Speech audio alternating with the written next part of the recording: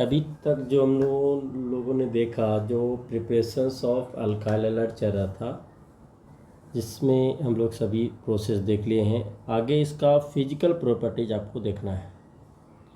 Physical properties of alkyl halide. अब देखिए physical properties क्या है, ये सब आपको रिमेंबर रखने का ही डेटा है।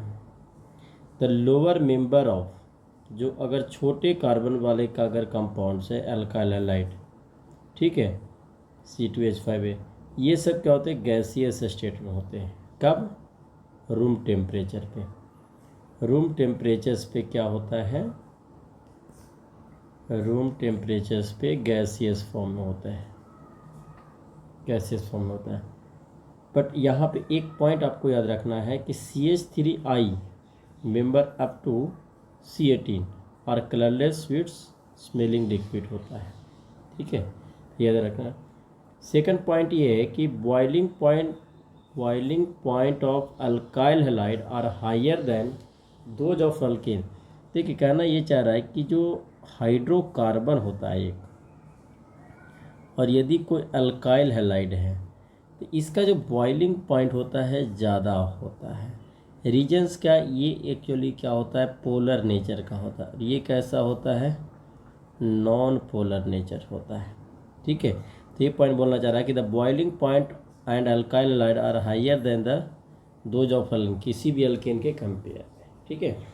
यदि अल्काइल हैलाइड सेम हो जाए, देखिए यहाँ पे बोला जा रहा है alkyl halide having same alkyl group but different halogen atom. अगर हैलोजन एटम क्या हो जाए, डिफरेंट हो जाए, हैलोजन एटम क्या हो जाए, डिफरेंट हो जाए, ये descending according to the mass of halogen. अब आपको पता है कि फ्लोरीन, क्लोरीन, ब्रोमीन और आयोडीन टॉप टू बॉटम आते हैं, तो एटॉमिक मास क्या होता है, इंक्रीज होता है। एटॉमिक मास क्या होता है, इंक्रीज होता है, क्लियर। तो ये देखिए एटॉमिक मास क्या हो रहा है, सभी में इंक्रीज हो रहा है। ये third point, for given halogen, अगर हैलोजन्स क्या कर दिया जाए, सेम कर दिया जाए, हैलोजन्स क्या कर दिया जाए, इक्वल कर दिया जाए, for given halogen the boiling point increase with increase in carbon atom. अब हैलोजन यदि सेम कर दिया जाए तो नंबर्स ऑफ कार्बन एटम को क्या करना पड़ेगा, डिफरेंट होना। तो नंबर्स ऑफ कार्बन एटम यदि इंक्रीज होगा तो उसका बॉइलिंग पॉइंट भी इंक्रीज होगा। मतलब यहाँ पे सिंपल कहने के मतलब है कि boiling point directly proportional to number of carbon atom और boiling point inversely proportional to number of branching side chain अगर होता है तो।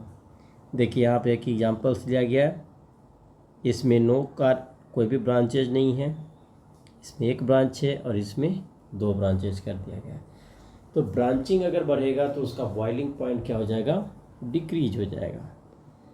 Next, solubility, alkyl halide are insoluble in water. Alkyl halide जो होता है इनसॉल्युबल इन वाटर होता है, because they do not form hydrogen bonding. बहुत इंपॉर्टेंट पॉइंट है, जो अल्काइल हैलाइड होता है इनसॉल्युबल इन वाटर होता है, insoluble in water due to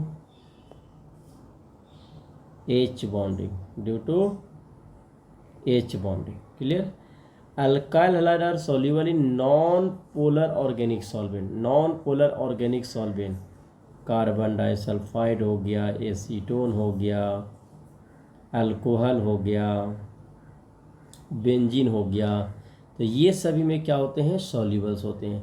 carbon disulphide, acetone, alcohol, benzene, ether, ETC।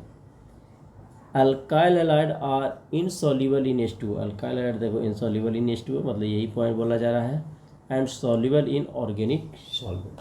तो ये आपका क्या है, फिजिकल प्रॉपर्टीज है, ठीक है। इस फिजिकल प्रॉपर्टीज को आप एक बार अच्छे से देखिए। यहाँ पे नेक्स्ट टॉपिक हम लोग पढ़ने वाले हैं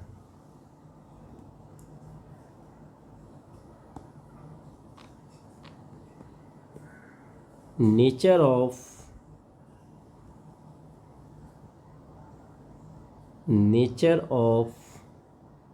CX bond, nature of CX bond. अब देखिए यहाँ पे जो कार्बन के पास ये x है। तो यहाँ पे अगर मैं बात करूँ तो ये पार्शली नेगेटिव होगा और ये क्या होगा, पार्शली पॉजिटिव होगा। मतलब जो अल्काइल हैलाइड का जो नेचर होगा पोलर नेचर का होगा। कैसा नेचर का होगा, पोलर नेचर का होगा। यदि मैं बात करूँ कि इस तरीके से कि कार्बन फ्लोरीन है, कार्बन क्लोरीन है, कार्बन ब्रोमीन है और कार्बन आयोडीन है। यदि मैं बात करूँ सबसे पहले कि CF बॉन्ड लेंथ सबसे लार्जेस्ट किसका होगा, CF, CCl, CBr और CI। बॉन्ड लेंथ अगर बॉन्ड लेंथ की बात किया जाए तो टॉप टू बॉटम जाने से साइज क्या होता है, fluorine, chlorine, bromine, iodine. Top to bottom आने से साइज क्या होता है बच्चा, इंक्रीज होता है। इसका मतलब बॉन्ड लेंथ क्या हो जाएगा, इंक्रीज हो जाएगा। सबसे कम CF का होगा, फिर CCl का होगा, फिर CBr का होगा, फिर CI का होगा। अगर बॉन्ड लेंथ इंक्रीज हो रहा है टॉप टू बॉटम तो बॉन्ड एनर्जी क्या हो जाएगा, बॉन्ड एनर्जी डिक्रीज होगा। सबसे ज़्यादा बॉन्ड एनर्जी CF का, फिर CCl का, CBr, अगेन CI। और जो सबसे इम्पॉर्टेंट पॉइंट है इसमें डाइपोल मोमेंट की बात कर रहा है। सबसे ज़्यादा डाइपोल मोमेंट किसका होगा, डाइपोल मोमेंट। अब डाइपोल मोमेंट जो कैलकुलेट होता है mu is equal to q into d, यानी कि डिस्टेंस फैक्टर भी काम करता है और चार्ज फैक्टर भी काम करता है। अब जिसका डाइपोल मोमेंट, जिसका इलेक्ट्रोनेगेटिविटी ज़्यादा उसका डाइपोल मोमेंट ज़्यादा।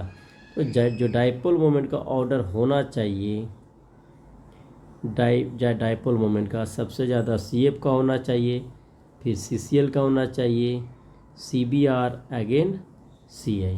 बट ऐसा होता नहीं है क्योंकि ये एक्सपेरिमेंटली अगर देखा जाए तो कैलकुलेट होता है। यहाँ पे दो फैक्टर काम करता है। दो फैक्टर कौन कौन सा, सबसे ज़्यादा CCl का होगा, फिर CF का होगा, फिर CBr, अगेन CI। ये आपका करेक्ट डाइपोल मोमेंट है। क्लियर। तो ये फैक्ट आपको याद रखना पड़ेगा। यहाँ पे चार्ज और डिस्टेंस दोनों फैक्टर क्या करता है, काम करता है। तो आज का लेक्चर्स में हम लोग यहीं तक देखेंगे। बाकी हम लोग नेक्स्ट लेक्चर्स में केमिकल प्रॉपर्टीज़ पे हम लोग बात करेंगे। Thank you.